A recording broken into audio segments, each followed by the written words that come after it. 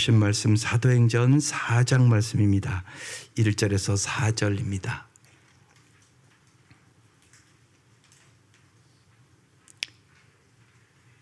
다 일어나셔서 합독하시고 앉도록 하겠습니다. 시작. 사도들이 백성에게 말할 때 제사장들과 성전 맡은 자와 사두개인들이 이르러 예수 안에 죽은 자의 부활이 있다고 백성을 가르치고 전함을 싫어하여 그들을 잡음에 날이 이미 저물었으므로 이튿날에 가두었으니 말씀을 들은 사람 중에 믿는 자가 많으니 남자의 수가 약 5천이나 되었더라. 아멘. 진실로 이 부활절 아침에 예상외로 많은 사람들이 부활을 예수님이 행하신 하나의 사건 정도로 생각하거나 또한 그냥 예수님 부활하셨대 지식적으로 인정하는 사람들을 많이 봐요. 주님은 우리에게 진실로 부활의 삶을 살라고 말씀하시는 거거든요. 그래서 유명한 유진 피터슨이라는 분이 부활을 살라는 유명한 책을 썼어요. 거기에 이렇게 서문에 기록되어 있어요. 예수님의 부활이 그리스도 안에서 성장하며 부활을 실천하고 거룩의 세계에서 힘차게 살아갈 수 있게 해주는 것이다. 부활의 삶이 여러분의 삶에 있어야 된다는 것입니다. 오늘 말씀의 제목이 고난을 지나 영광으로. 고난이 없는 영광은 없습니다. 십자가 없이는 결코 부활이 없고 고난 없이는 영광도 없습니다. 우리가 힘든 일을 먼저 하고 땀을 흘린 뒤에야 참된 즐거움을 얻지 않습니까? 세상 일도 대가를 치르지 않고 오는 성공은 없습니다. 영적 생활도 마찬가지입니다. 영적인 생활에서 가장 필수 과정은 고난이라는 터널입니다. 고난을 겪지 않고는 영혼이 성장하지 않는다는 것입니다. 성숙에 이르는 지름길은 없습니다. 더 쉽게, 더 빨리 성숙해지는 비법은 없다는 것입니다. 희생과 고통, 실패와 성공, 웃음과 눈물을 통하여 우리는 그도의 장성한 분량으로 성숙해 가는 것입니다. 날마다. 그래서 여러분이 잘 아는 시편 119편 71절 말씀을 잘 알지 않습니까? 한번 읽어보십시다. 시작. 고난 당한 것이 내게 유익이라 이로 말미암아 내가 주의 율례들을 배우게 되었나이다. 고통에서 언제나 의미를 찾으셔야 합니다. 의미에서 정말 참된 삶의 목적을 찾아 주님의 뜻을 이루며 사셔야 하는 것입니다. 사도 바울은 로마서 8장 18절에 그래서 이런 유명한 얘기를 합니다. 생각하건대 현재의 고난은 장차 우리에게 나타날 영광과 비교할 수 없도다. 고난이 축복이 될 수 있기를 바랍니다. 원하던 원치 않던 우리는 이 땅에 고난을 겪게 되는 것입니다. 삶의 고난이 다가올 때마다 그것을 피하려고 애쓰기보다 부활하신 주님을 꼭 잡고 이겨나갈 수 있기를 바랍니다. 고통 가운데서 우리의 진심이 원망이나 좌절보다 사랑과 연민으로 긍휼의 사람으로 변화될 수 있기를 바랍니다. 그래서 세상에 정말 밑거름이 되어 힘들어하는 이웃에게 우리는 사랑의 통로가 되어 살아가는 것입니다. 오늘 이 초대교회는 그냥 자라난 교회가 아닙니다. 고난과 핍박 속에서 심지어는 순교의 제물을 바쳐야 하는 상황 속에서 태어났습니다. 우리는 사도행전 1장부터 3장까지의 말씀을 통하여 성령이 어떻게 역사하셨고 어떻게 초대교회를 탄생시켰고 어떤 능력과 기적을 나타냈는지 살펴봤습니다. 특별히 우리는 나면서부터 안진병이었던 자가 일어나는 초대교회의 상징적인 기적의 사건도 말씀을 나눴습니다. 그리고 베드로는 이렇게 설교합니다. 이 사람을 일으킨 것은 내가 한 것이 아니다. 이 사람을 일으켜 세우신 분은 예수 그리스도시다. 예수 그리스도의 능력이 그를 일으킨 것이다. 그런데 이 예수는 너희가 십자가에 못 박아 죽인 예수다. 너희가 십자가에 못 박아 죽였지만 하나님이 그를 다시 부활시켰다. 그리고 나는 이 일의 목격자요 증인이다. 이 예수는 하나님이 예정하신 분이고 아브라함과 모세와 다윗이 예언했던 메시아요, 우리의 구원자시요, 너희들이 못 박아 죽인 예수는 부활의 주요 메시아요, 다시 오실 심판의 주다. 이게 지난주까지 말씀입니다. 이 베드로의 설교를 들은 자들이 어떤 반응을 일으켰을까요? 그게 오늘 이제 본문입니다. 본문 봅시다. 1절 다시 한번 같이 읽겠습니다. 사도들이 백성에게 말할 때 제사장들과 성전 맡은 자와 사도개인들이 이르러 그랬습니다. 베드로에 이어서 사도들이 설교를 했다는 것입니다. 그때 제사장들과 성전 맡은 사람과 사두개인들이 나타났습니다. 이들이 왜 나타났을까요?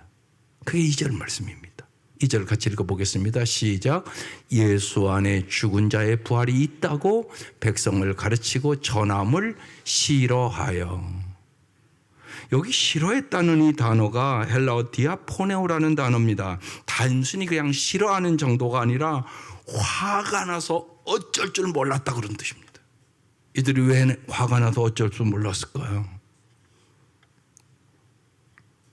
이 사두개인들은 부활이 없다고 얘기하는 사람들입니다. 여러분은 진실로 부활을 믿습니까? 정말 그러면 부활의 삶을 살고 있습니까? 고린도전서 15장의 사도 바울은 그리스도께서 다시 사신 것이 없으면 너희의 믿음도 헛되고 너희가 여전히 죄 가운데 있을 것이요 또한 그도 안에서 잠자는 자도 망하였다고 말합니다. 부활이 없으면 우리의 믿음이 다 헛된 겁니다. 그리고 우리는 죄 가운데 있는 것입니다. 그러니까 주님의 십자가가 의미가 없어져 버리는 것입니다. 부활은 예수님이 나의 주 나의 하나님이라는 사실을 확증하는 여러분 결정적인 증거입니다. 혹시나 여러분의 삶에 부활에 대해서 수없이 들었는데 부활의 주님을 못 체험한 분이 있다면 꼭 체험하셔야 합니다. 도마처럼 얘기하셔야 됩니다.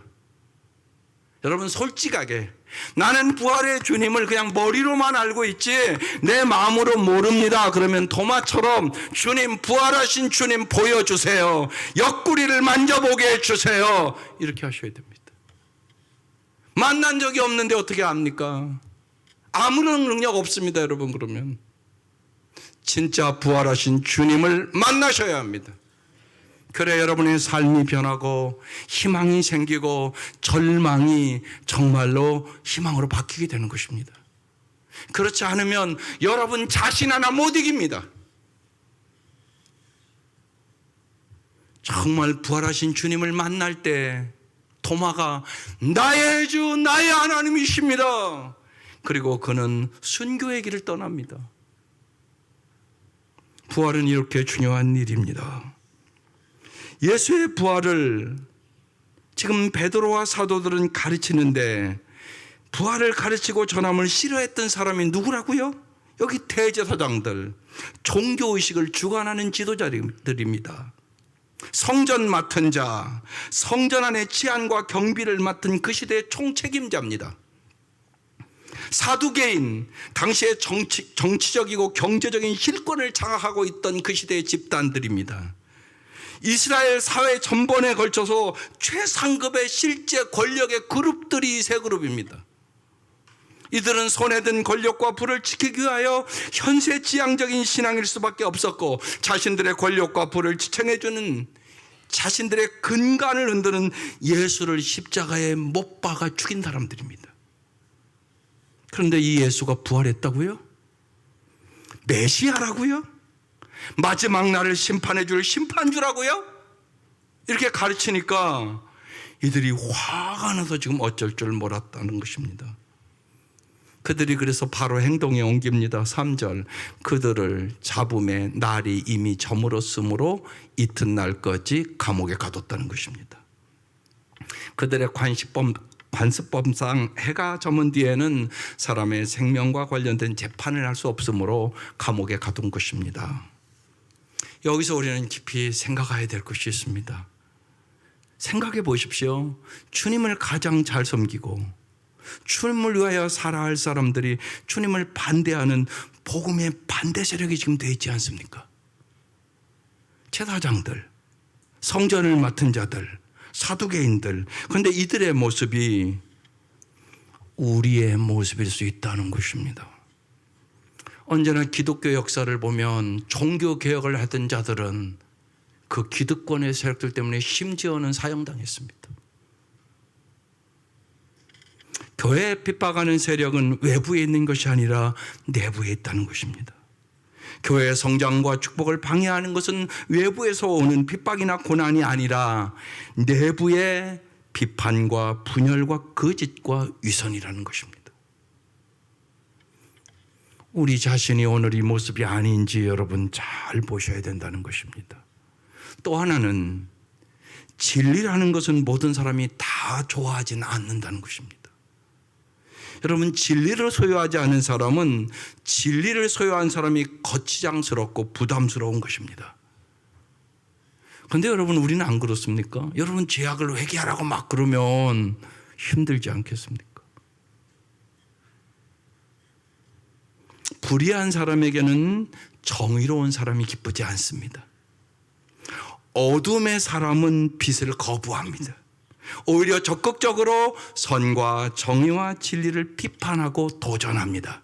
이들이 오늘 이 제사장들, 성전을 맡은 자들, 그리고 사두개인들이었다는 것입니다. 대제사장들, 성전을 맡은 자들, 이 사두개인들은 왜 베드로와 사도들이 예수 안에서 죽은 자의 부활이 있다고 백성들을 가르치고 전함을 그렇게 싫어했을까요? 이유가 있지 않겠습니까?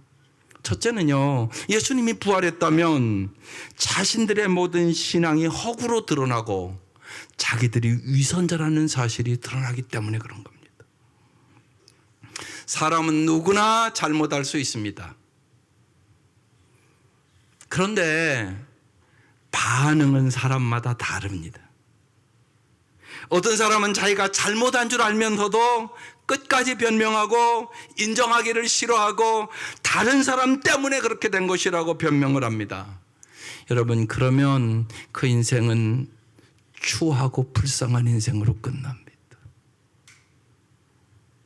여러분, 지난 금요일 날 나는 예수님을 십자가에 못 박아 죽였습니다. 나는 주의 살과 피를 먹고 새로운 삶을 살겠습니다. 그렇게 우리는 고백하고 성찬을 받았습니다. 여러분이 정말로 예수 그리스도를 십자가에 못 박아 죽인 죄인임을 믿으십니까? 진짜 믿는 것입니까? 이걸 진짜 믿으면 반드시 삶이 변화되어야 됩니다. 삶이 안 변한다, 그러면 그건 안 믿는 것입니다. 반드시 변합니다. 부모의 은혜를 아는 사람이 부모에게 효도하지 않는다고요? 그건 말이 안 되는 소리입니다. 부모의 은혜를 깨닫는 사람은 반드시 효도하게 되어 있습니다. 주님의 십자가의 은혜를 깨달은 사람은 반드시 삶이 변합니다. 안 변했다, 십자가의 의미를 아직 모르는 사람인 것입니다. 우리가 잘못했을 때 권위와 자존심과 체면을 버리고 솔직하게 잘못했다고 이야기를 하는 사람은 참으로 아름다운 사람이 됩니다. 그 사람은 그 일에 대하여 정말로 기막힌 자기 패배라고 생각하지만 하나님이나 다른 사람들은 그 사람이야말로 참으로 용기 있는 사람이라고, 그리고 하나님께 인정받는 사람이 되는 것입니다. 여러분 살아보면 알지 않습니까? 여러분 남편이 잘못했을 때 여보 내가 생각해보니까 참 잘못해서 미안해. 그러면 그 가정은 반드시 아름다워집니다. 그런데 그 얘기를 안 합니다. 자존심 때문에. 그러면 그 가정은 행복해질 수 없습니다. 하나님 우리에게 날마다 깨닫게 주십니다. 날마다 깨닫을 때마다 즉시 주님의 말씀대로 행할 때 정말로 부활하신 주님을 우리의 삶에서 만나게 되는 것입니다. 하나님 앞에 자기의 잘못을 겸허하게 인정하고 그 사실을 고백할 때 그것이 진정한 회개입니다. 하나님은 이것을 기뻐하십니다. 회개는 심판이 아니라 축복이기 때문에 그런 것입니다. 회개는 스스로 책임지라는 말이 아닙니다. 죄를 인정하라는 말입니다. 책임은 하나님이 져주시는 것입니다. 주님이 십자가를 지고 돌아가신 것입니다. 이것이 복음입니다. 여러분 우리가 살아보면 끊임없이 죄를 짓는 거 아닙니까? 생각으로도 짓고 눈으로도 짓고 입술로도 날마다 짓고 그게 내 모습이란 말입니다. 주님이 십자가의 보혈의 능력으로 여러분의 모든 죄를 깨끗이 씻어주셨음을 믿으시기를 바랍니다. 그 은혜를 가지고 살아가시기를 바랍니다. 이것이 복음이란 말입니다. 베드로와 사도의 가르침을 또 한 가지 싫어한 이유는 자신들의 이해관계와 안전과 인기를 이들은 포기할 수가 없었던 것입니다. 자신의 기득권을 포기할 수가 없는 것이에요. 대부분의 사람들은 이해관계가 상반되면 진리를 쉽게 포기하거나 왜곡합니다. 그래서 우리 안에 많은 왜곡된 진리들, 위장된 진리들, 변명된 진리들이 내 속에 존재하는 것입니다. 주님은 그래서 날마다 우리와 함께 하시며 십자가의 보혈로 우리를 깨끗게 해주시기를 원하시는 것입니다. 우리의 생각에 참다운 자유함을 주시기를 원하시는 것입니다. 또 하나 더 깊은 것이 있습니다. 이들은 사탄에게 속았습니다. 사탄은요 언제나 하나님을 대적하게 만들고요, 그리스도를 싫어하게 만들고요, 그리스도를 거부하게 만듭니다. 여러분 예수를 안 믿는 이유가요, 그들의 눈을 가려서 피 대신 예수를 못 보게 하는 거예요. 그래서 꼭 기도가 우선돼야 믿게 됩니다.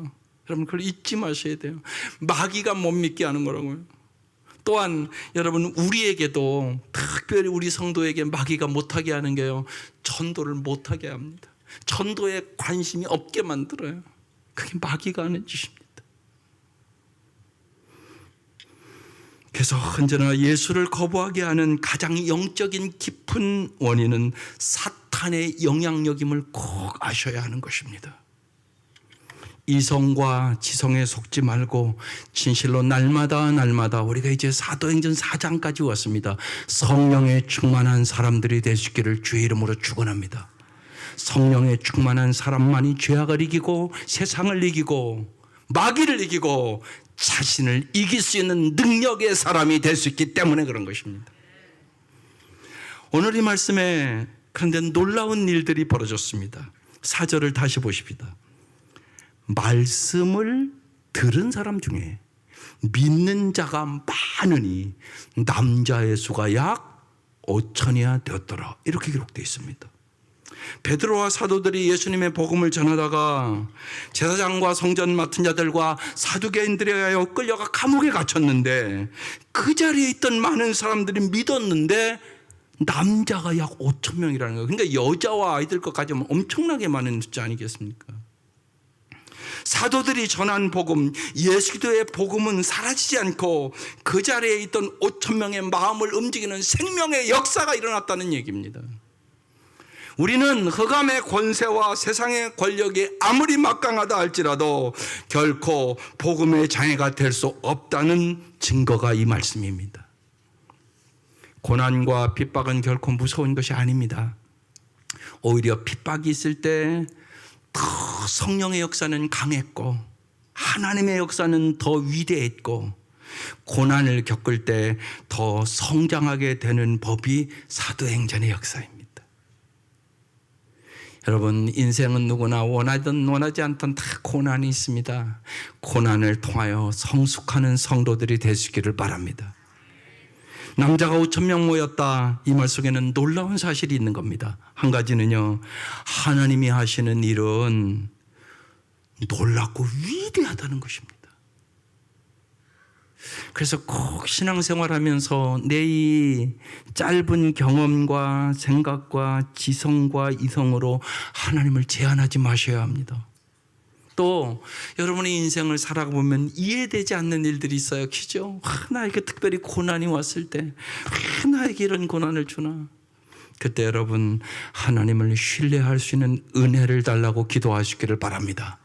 하나님의 생각은 여러분의 생각보다 높고 깊습니다. 그리고 정말 여러분을 사랑하시기 때문에 십자가에 죽으실 정도로 여러분을 사랑한단 말이에요. 이걸 믿을 수 있기를 바라요. 그래서 하나님은 반드시 모든 것에 합력하여 선을 이루시는 하나님이십니다.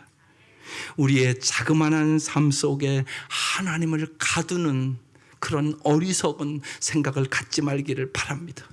그래서 고난 속에도 주님은 반드시 내 인생을 더 위대하고 아름답게 사랑으로 만들어 줄 것을 믿으시기를 바랍니다.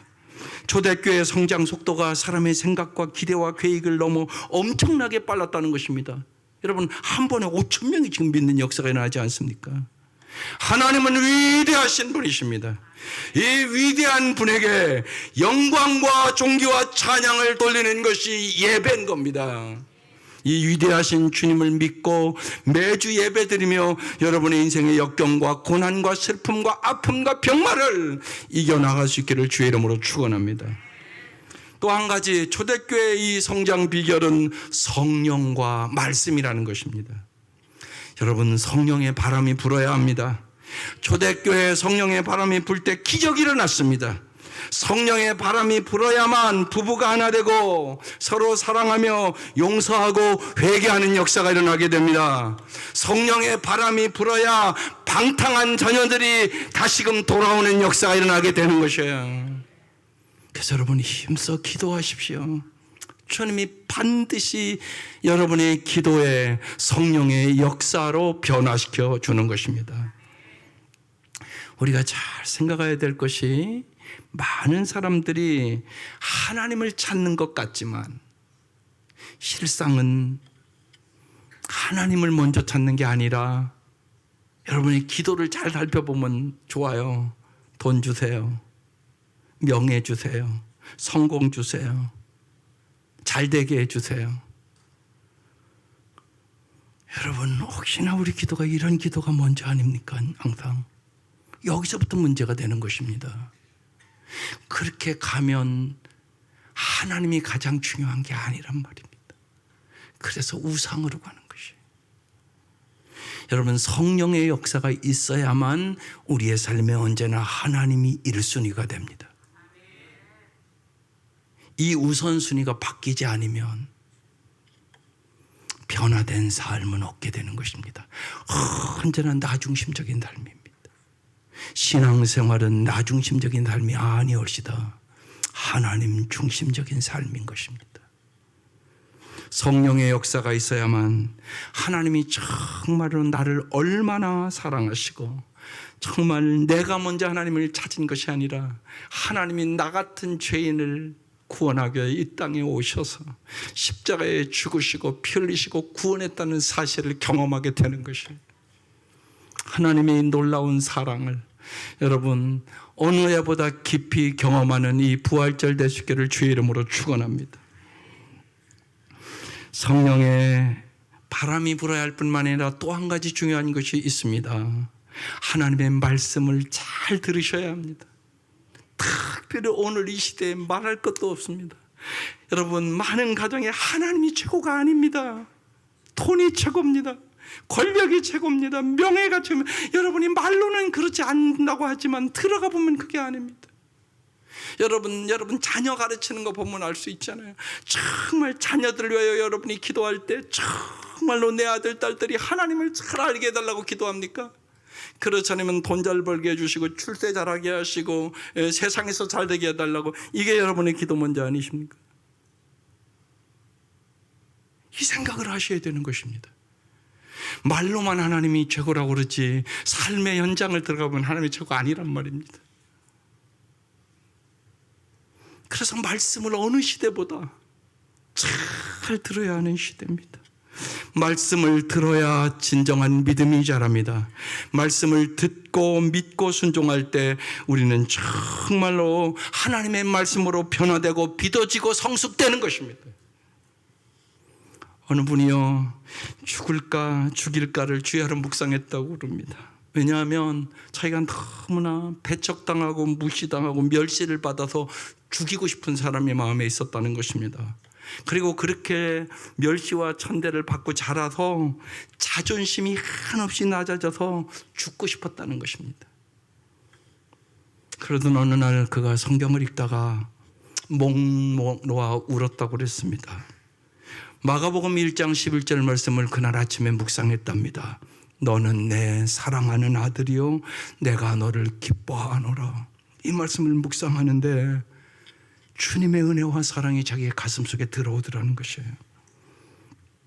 그는 자신이 사람들의 인정에 목마른 사람이 아니라 하나님의 사랑을 받고 하나님을 기뻐하는 자가 되었음을 그날 깨달았다는 것입니다. 그는 그 후에 사람들을 진실로 사랑하는 사람이 됐고 사람들이 그를 좋아하는 사람으로 변했다는 것입니다. 그러면서 그가 이렇게 외칩니다.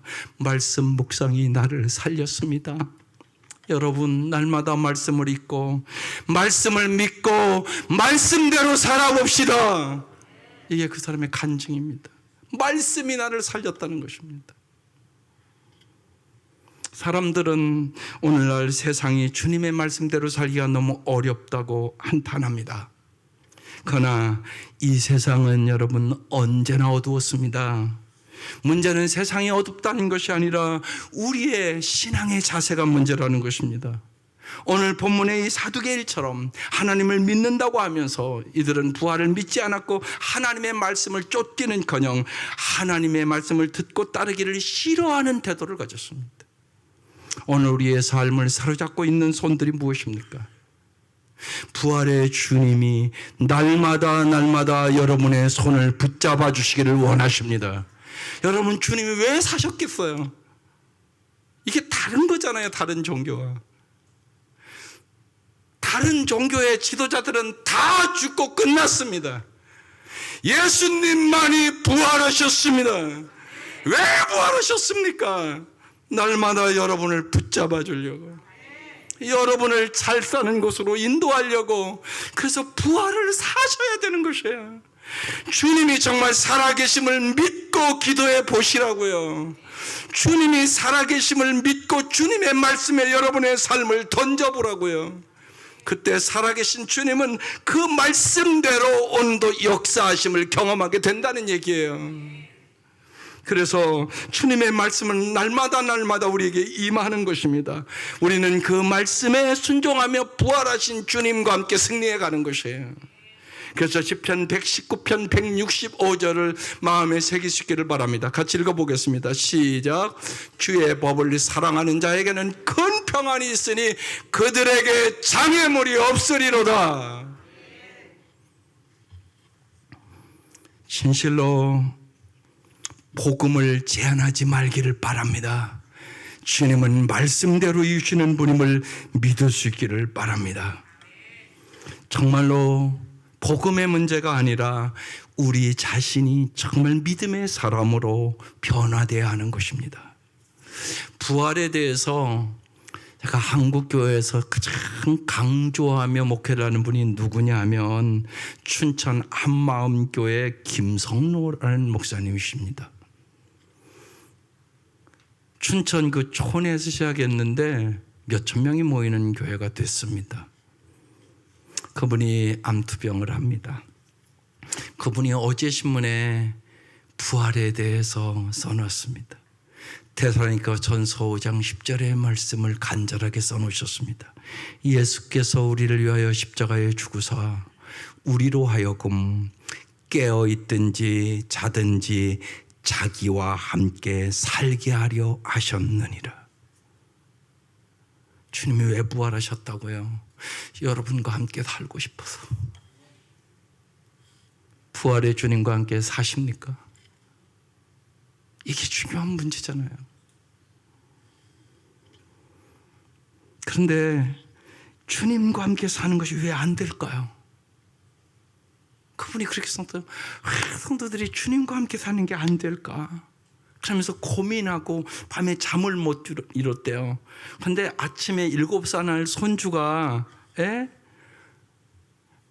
목사님이 너 예수 영접했어? 그랬더니 이렇게 대답을 했다는 거예요. 나는 할아버지 예수님을 사랑해서 영접했어요. 이 어린 손주를 통하여 마음에 깊은 깨달음을 주셨다는 것이에요. 보통 사람들에게 왜 예수를 영접했냐고 물으면 구원받기 위해서 영접했다고 대답하더라는 것이에요. 그러면 구원받은 후에는 예수님과 살아야 할 이유가 없는 것입니까? 여러분 생각해 보세요. 배우자를 사랑해서 결혼한 사람만이 부부가 함께하는 결혼 생활이 행복하지 않겠습니까? 예수님을 사랑해서 영접한 사람만이 예수님과 함께하는 신앙생활이 행복한 신앙생활이 되는 것입니다. 주님을 사랑해서 영접해야만 정말로 내 뜻대로가 아니라 주님의 뜻대로 살 수 있는 거예요. 여러분 누구를 사랑해 보면 알잖아요. 그를 사랑하면 그 사람의 뜻에 다 따라가게 돼요. 여러분 생각해 보세요. 우리 이한신 권사님이랑 전영진 우리 집사님이랑 결혼했단 말이에요. 옛날에 좋아해서 결혼했지요. 지금도 좋아하시죠. 그러면 쉬운 얘기로 전영진 집사는 짬뽕 먹고 싶다고 그러는데 이한신 권사님은 짜장면 먹고 싶어. 그럼 어디로 가야 돼? 짜장면이야 짬뽕이야?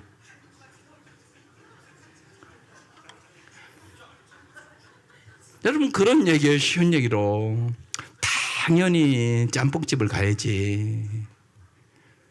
그게 사랑하는 거지. 야, 나 그건 양보 못하겠다. 야, 너는 짬뽕, 나는 짜장면. 여러분 이게 똑같은 얘기를 하고 있는 것이에요. 예수님은 우리를 사랑해서 십자가를 지셨는데 우리의 마음에는 나의 영광, 나의 이익, 나의 명예, 나의 인기, 나로 꽉 차 있는 것이에요. 그래서 예수님이 내 마음속에 거할 곳이 없는 것이에요. 오직 십자가와 부활의 주님을 사랑해야 여러분이 함께 주님과 살고 싶은 거예요. 주님과 살고 싶은 마음도 없는데 부활하신 주님과 함께 살겠어요. 사랑해야 살고 싶은 거예요, 여러분. 사랑하지 않으면 살고 싶은 마음 별로 없어요. 어떻게 있습니까? 그게 말이 됩니까? 어쨌든 간에 여러분이 결혼할 때는 다 그래서 결혼한 거잖아요. 우리 함께 살으면 더 좋겠다. 그래서 결혼한 거잖아요. 함께 살으면 불행할 것 같다. 그래서 결혼한 사람이 어디 있어요, 여기요? 인간관계도 그래요. 영적인 관계도 똑같음을 잊지 말기를 바랍니다. 우리가 변화해야 되는 것이에요. 복음이 문제가 아니라 우리의 마음이 문제인 거예요. 주님을 사랑하는 것보다 다른 것을 사랑하는 마음이 내 마음에 있는 거죠. 우리는 모든 어떤 조건과 고난과 시련 속에서도 부활하신 주님을 사랑하고 신뢰하고 그 말씀에 순종하면 정말로 복음의 능력이 나타남을 경험하는 거예요. 하나님 진짜 살아계시네. 진짜 역사하시네. 내 삶에 주신 축복을 이루 말할 수가 없네. 이렇게 간증하며 살아가시기를 주의 이름으로 축원합니다. 예수님은 당신을 사랑하셔서 십자가에 죽으셨습니다. 로마서 4장 25절에 이렇게 써 있어요. 예수는 우리의 범죄함을 위하여 내어줌이 되고 또한 우리를 의롭다 하심을 위하여 살아나셨느니라. 예수님은 당신을 위하여 부활하셨습니다. 오직 예수 그리스도를 사랑하는 사람들을 통하여 성령은 오늘도 동일하게 사도행전의 역사를 일으키고 있는 것입니다. 그래서 사도 바울이 기가 막힌 고백을 하는 거예요. 그래서 여러분이 잘 아는 고린도전서 15장 55절 이하의 말씀을 많은 분들이 알게 되는 겁니다. 같이 읽어보겠습니다. 시작. 죽음아 너의 승리가 어디 있느냐? 죽음아 내가 쏘는 것이 어디 있느냐? 죽음이 쏘는 것은 죄이며 죄의 힘은 율법입니다. 그러나 우리 주 예수 그리스도를 통해 우리에게 승리를 주신 하나님께 감사합시다. 부활하신 주님과 오늘부터 승리의 삶을 살아가는 것이에요. 예수의 이름으로 절망이 사라지시기를 바라요. 예수의 이름으로 우울함이 사라지시기를 바라요. 예수의 이름으로 미움이 사라지시기를 바라요.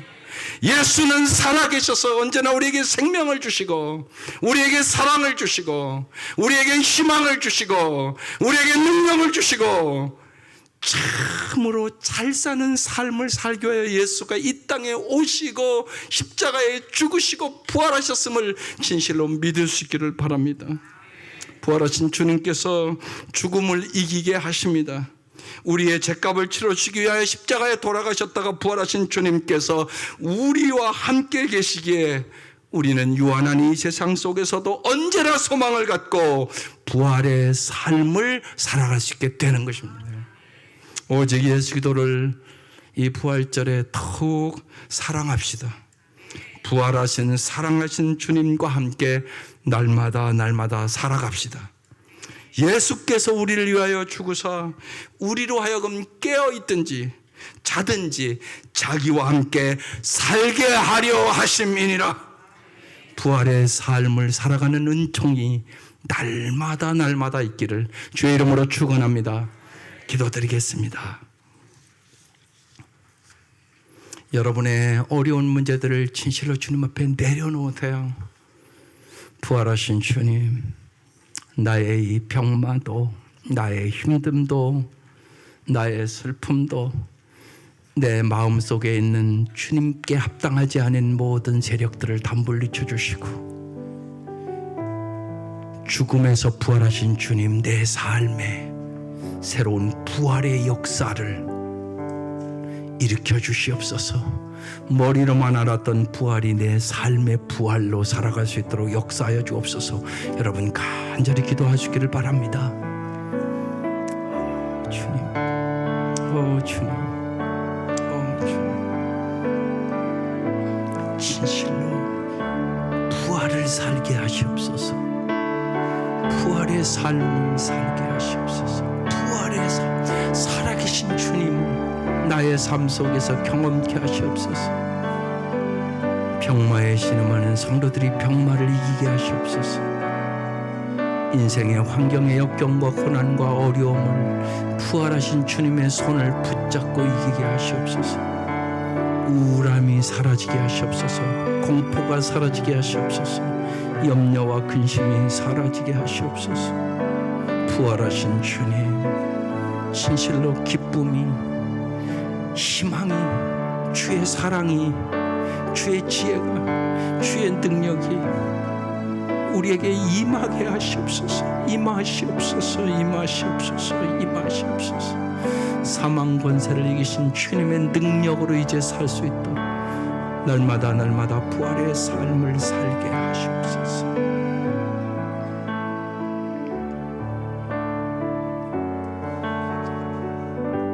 부활하신 주님, 오늘도 선물과 같은 하루를 주심을 감사드립니다. 삶에 따라오는 고통과 아픔과 상처를 모두 끌어안아 추운 겨울이 지나 피는 꽃처럼 부활의 주님과 함께 우리의 삶에 꽃을 피우게 하여 주시옵소서. 죽음 이후에 부활하신 예수님의 사랑처럼 매일매일 거듭나는 주님의 사랑의 자녀가 되게 하여 주시옵소서. 진실로 주님께서 여러 가지 병마에 신음하는 성도들을 주님의 부활의 손으로 잡아주시고 주님의 손을 꼭 잡고 넉넉히 승리할 수 있도록 은혜 위에 은혜를 베풀어 주옵소서. 살아계신 주님 역사하여 주시옵소서. 예수의 이름으로 병마가 물러가게 하시옵소서. 예수의 이름으로 절망이 물러가게 하시옵소서. 예수의 이름으로 마음의 어두움이 다 물러가게 하시고 기쁨과 감사와 찬양을 드리며 살게 하여 주시옵소서. 예수님의 이름으로 기도드립니다. 아멘.